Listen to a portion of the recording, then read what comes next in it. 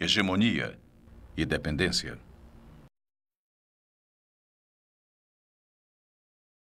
E como a maioria fica rezando e vendo novela, tudo vai sendo tocado politicamente. E o Pepetal, que ia durar até 2005, já está construindo moradia em ponto estratégico, na segunda entrada de toda essa área, próximo à balsa mantida pelos produtores de arroz, que até a OEA e a ONU querem expulsar. Sentiu a pressão? E faz sentido, já que durante a demarcação de uma área, comunicam que há tribos não contatadas. Quer dizer, há sempre novas áreas a serem demarcadas. As grandes ficam para as datas comemorativas. A enorme reserva Yanomami foi homologada logo após a criação do PPG-7, Programa Piloto para a Proteção das Florestas Tropicais. Em 91, o grupo decide investir no Brasil. No ano seguinte, Eco 92 no Rio de Janeiro. A enorme homologação Yanomami aconteceu às vésperas desse evento ecológico mundial, logo após nosso presidente retornar do exterior. E 7 municípios de 2 estados da Amazônia tiveram que ceder uma imensidão de área, inclusive o famoso Pico da Neblina, para 6.000 e poucas pessoas, que não tinham documento algum, mas eram bem representadas. E no embalo da Eco 92, intensificaram a demarcação da Raposa Serra do Sol. Nessa época, a missionária Dorothy Stang, que foi assassinada no Pará, andava por Roraima.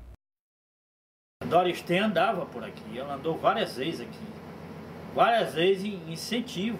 Uma época ela chegou aqui, estava inflamada em 91, para 92, estava inflamada, ela chegou aqui com um monte de indígena que ia lá para o Birmar, mandou entrar dentro do meu sítio os indígenas, disse, mas isso aqui é uma propriedade privada. Eu acho que você não devia mandar ninguém entrar nos sítios sem permissão do dono, a senhora tinha que perguntar se eu podia ceder para o pessoal entrar, não da maneira que você está mandando aí. Aí ela pegou os carros, na mesma hora o pessoal entrou dentro e foram embora. E ela, até no ano que... Foi o ano que veio essas invasões aqui na beira do Surumim, foi... 2003, ela ainda chegou a passar aqui pela frente. Rendo, essa Dorothy Stang. Junto já com essas invasões aí dos indígenas, que aqui nunca foi área indígena nessa beirada. Toda a vida era só criadores e fazendeiros aqui nessa beirada. A estratégia de invasões dos índios ligados ao CIR dá certo. Num esforço para conseguir mais território, se espalharam em comunidades de 3 ou 4 casas e nomeavam um tuxaua e um vice-tuxaua. Algumas próximas às propriedades tituladas pelo INCRA. Quando esse monte de tuxauas se reunia para reivindicar, a produção de notícias exaltando direitos e mazelas dos povos tradicionais reforçava o coro. Assim, o CIR, que representava a minoria dos índios, ocupou e controla a maior parte do território.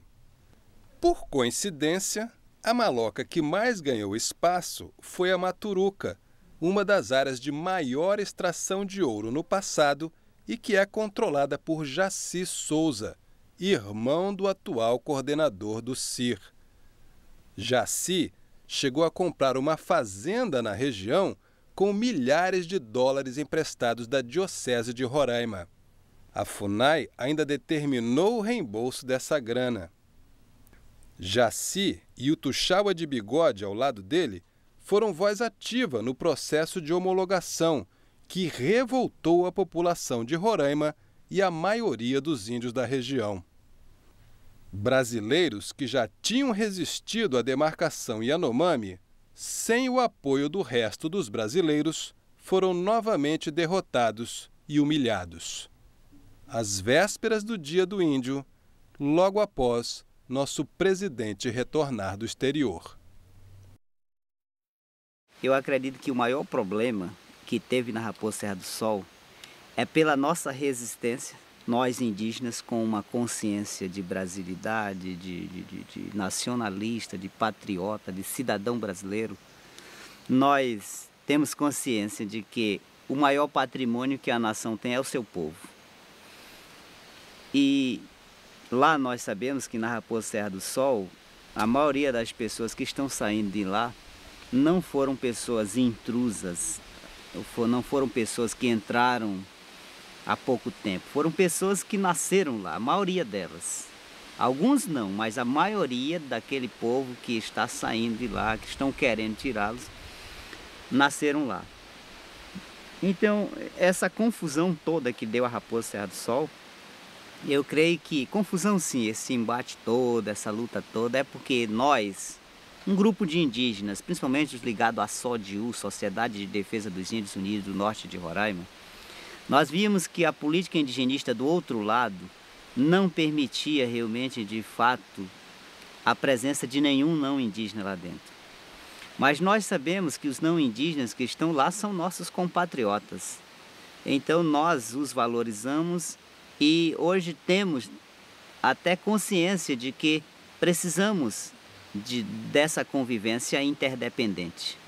Porque, como falei agora há pouco, nós precisamos de implementar nas nossas comunidades vários tipos de atividades com instrumentos modernos, técnicos, científicos, até desenvolver várias atividades dessa natureza. Então isso não nos deixou convictos de que deveríamos lutar contra o não índio, contra o próprio Estado, contra o município, contra os políticos. Isso é que criou maior complicação entre a Raposa Serra do Sol, porque de um lado estava nós dizendo que o Estado, pelo tamanho da terra, como lá estavam os brasileiros, o Estado poderia assegurar a todos um espaço, considerando que todos são brasileiros, sem tirar de lá uma pessoa.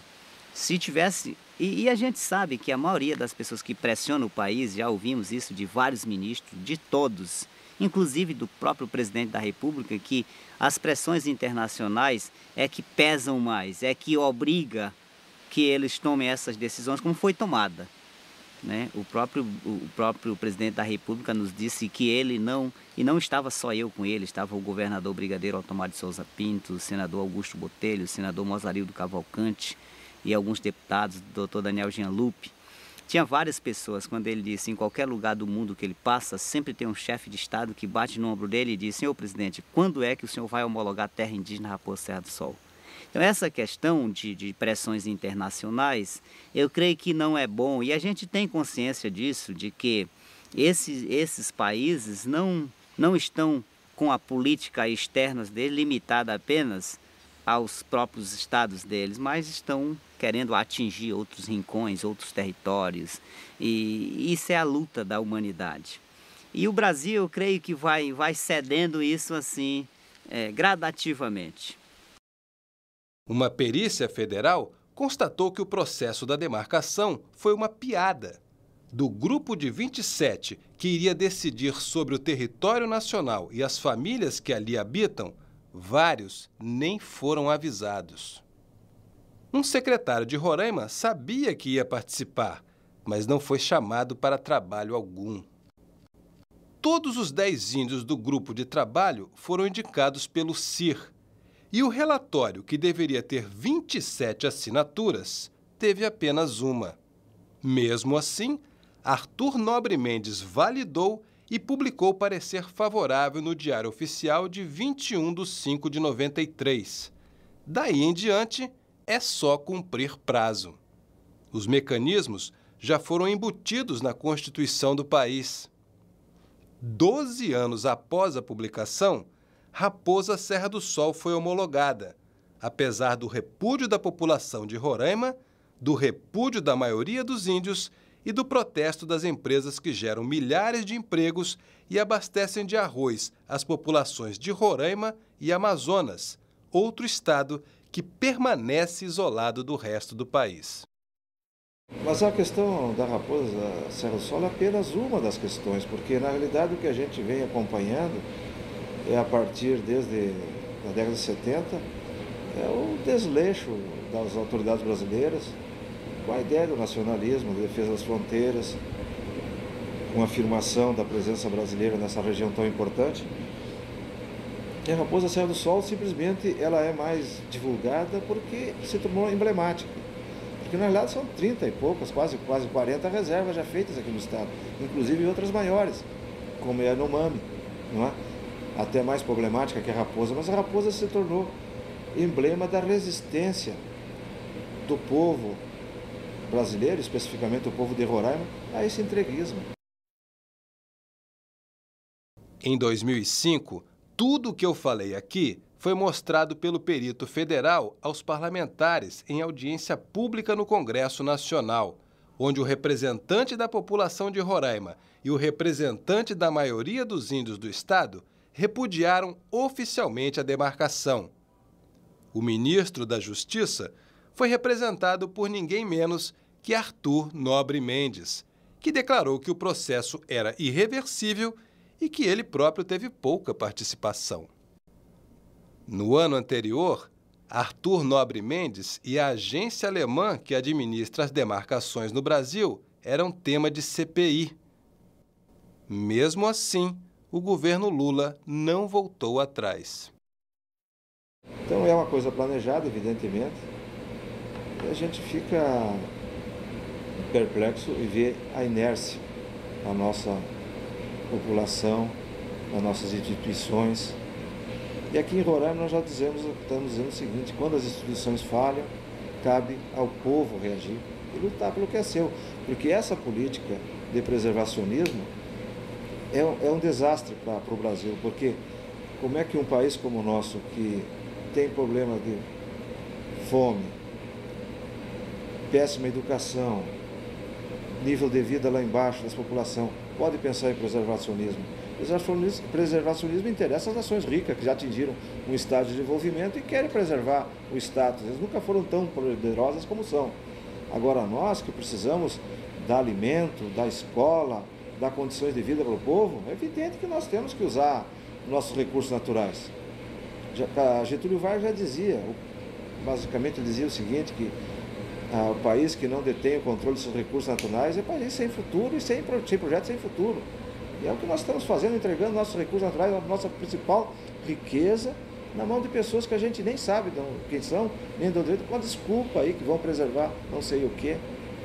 Eu acho que nós temos que reagir e, infelizmente, o nosso inimigo não é só externo. Infelizmente, nós temos uma porção de brasileiros, eu acredito que uma parte por idealismo, ignorância ou má informação, mas grande parte porque está recebendo para fazer isso.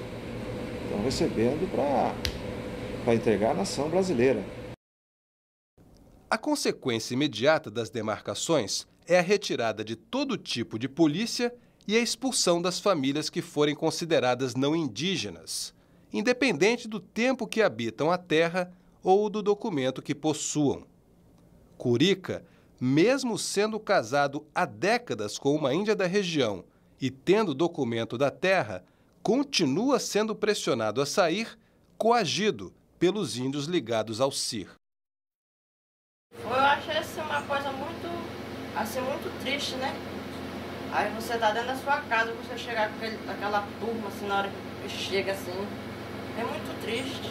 E aqui não tem nada perto, né? Não tem nem como pedir socorro, né? Tem não. Não tem como você chegar e chamar alguém para lhe socorrer. Se eles tiverem de fazer alguma coisa por nós, tinham feito. Mas graças a Deus que não aconteceu, né? Eu me senti muito assim uma coisa que a gente desamparada pelos políticos. Eles dão atenção para eles lá, eles acham que eles estão certos, que eles vieram fazer aqui com nós. As autoridades também. As autoridades aí. Do jeito que na maneira que eles chegaram aqui, tem um monte de carro. É duro. O tempo que a gente vive e mora aqui, e a pessoa chega assim para querer tirar seu namar de dentro da sua casa, isso é uma falta de consideração com a pessoa. Vocês chegaram a pensar em ir embora daqui? Não.